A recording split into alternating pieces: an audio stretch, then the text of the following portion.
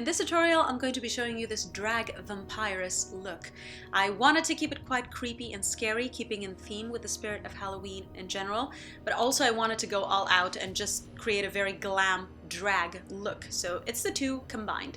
Let's go right ahead and flatten down our brows with a little bit of glue. I'm using spirit gum. I'm just running this all over my eyebrow hairs and then combing them up just so they get completely flat. Next, I'm covering them up with a little bit of powder. This is not going to give me perfect coverage, but I'm not really after that. I'm just going to be running a bunch of eyeshadow on top instead. The base for said eyeshadow is going to be my Untitled paint by MAC, just to even out any bit of skin that's still showing through. And next I'm going to pale up my complexion significantly using a combination of my shade of my Illamasqua Skin Base and some white. I'm taking this all over the skin that's going to be exposed and on show on camera, and next I'm completely erasing the color of my lids with some white eyeshadow, which is my Gesso by MAC, and next with my Copperplate eyeshadow, I'm starting to plot out the shape of my new lids, eyeliner, and eyebrows. This is just a guide, you don't need to do this, but I'm starting to fill in all of these things very faintly, just so I have a rough direction of where I'm going to go next.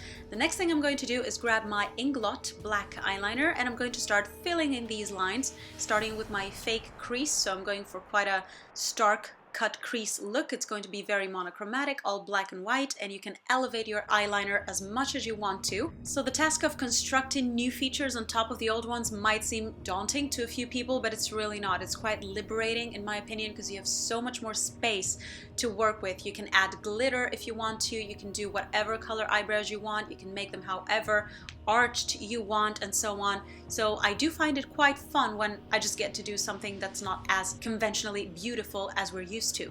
The reason why I'm elevating this little bit of the eyeliner is just so it looks a lot more neat from the front. So if you have a little hood near the end of your eye, this is really going to help with that cat eye look. Next, with some black eyeshadow, I'm starting to deepen up this false crease that I've drawn on, and I'm using black and gray interchangeably just so I get a smoother transition. Next, I'm starting to fill in the brows using the same gel eyeliner, just whatever's left on my thin brush.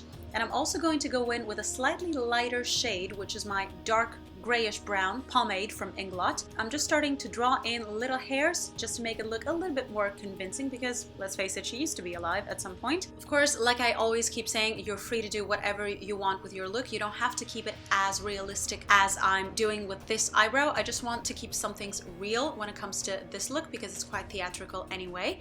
So I'm going in with mascara just to coat my lashes with something before I go in with falsies.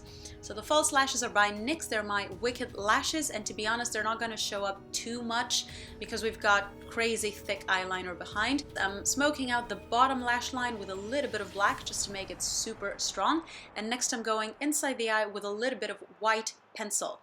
So that is for the waterline, but for the outside, which is the newly constructed inner corner, I'm just going in with a little bit of white liquid eyeliner by NYX. I'm running the exact same product on the top of my black wing because I want to make sure that I keep the cut crease pretty open, which means the fake crease and the eyeliner wing are going to be separated by this white line.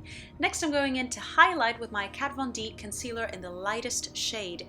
So I'm just running this right underneath the eyes, on the top of the cheekbones, around the nose, on the cupid's bow, and of course right underneath my newly constructed brow bone.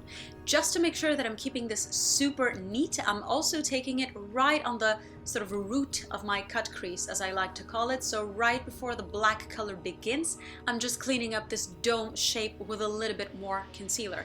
Next, I'm going in to do my contour. So I opted for liquid contour this time, so that is the darkest foundation that Mina do. And I'm just going in, drawing lines where I would ideally want them to be. So feel free to not follow your own face shape. This is exactly what I'm doing. I'm just drawing more rounded cheeks, and I'm lowering my forehead. Of course, I'm blending as I go, both with the brush that I used to apply the product and with my foundation brush that I've been using all along, and it's got the pale residue still on it, so that facilitates me to clean up whenever I please, which is super handy.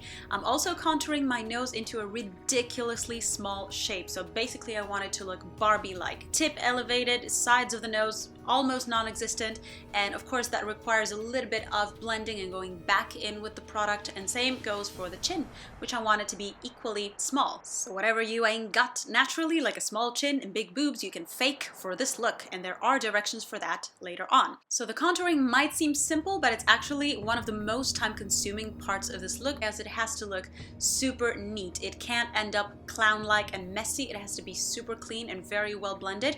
So I'm setting everything with the same warm gray eyeshadow that I used in the beginning, and in a minute I'm going to start going in and intensifying all of the highlighted bits that I've got on my face.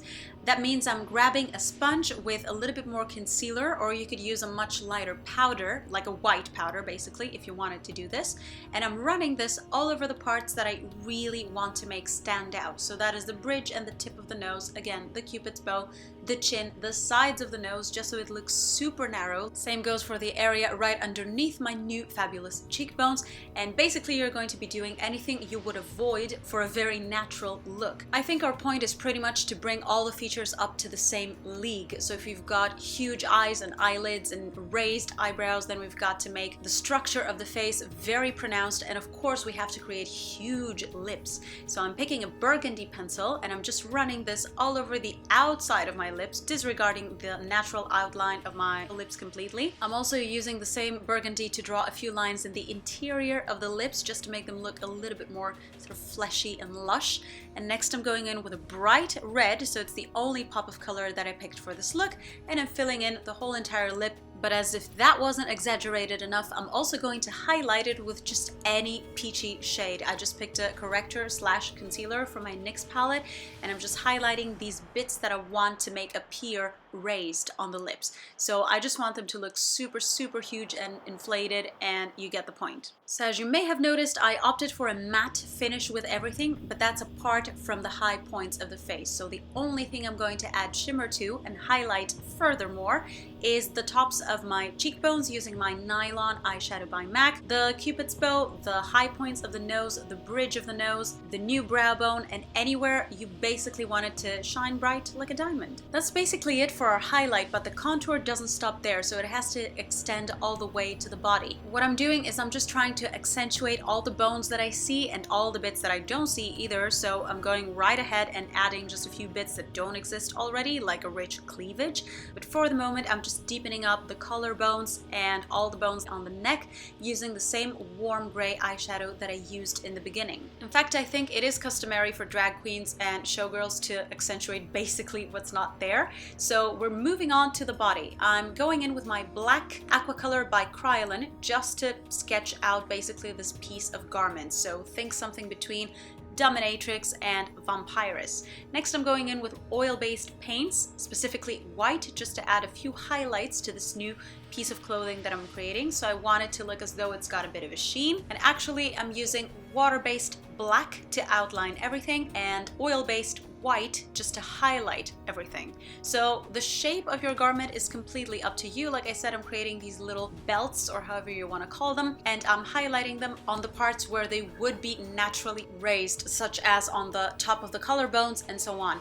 Needless to say, this needs a little bit of shading to go with it as well. So if we want to make it as realistic as possible, we're not just going to highlight, but we're going to do a little bit of shading underneath, and that is going to be done with the same gray eyeshadow that I used before and a little bit of black.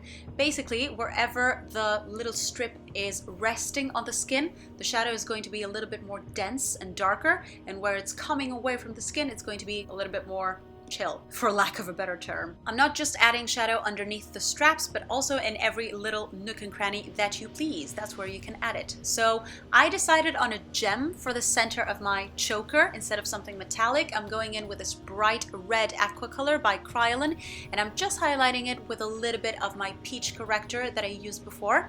Next, I'm dipping back into my white AQUACOLOR just to highlight the ends of the straps. Now this has to be done quite thinly and delicately, I think, because if we're gonna try and make a painted garment look convincing, I think we have to find this right balance between exaggeration and subtlety. So basically I'm going over every white brush stroke with my fingers just to tone it down a smidge. but I'm still making sure that all of these white bits are still going to be visible from a distance. So it is worth taking the time just to do your detail work, because that's what's going to not give away straight away the fact that your garment is painted on.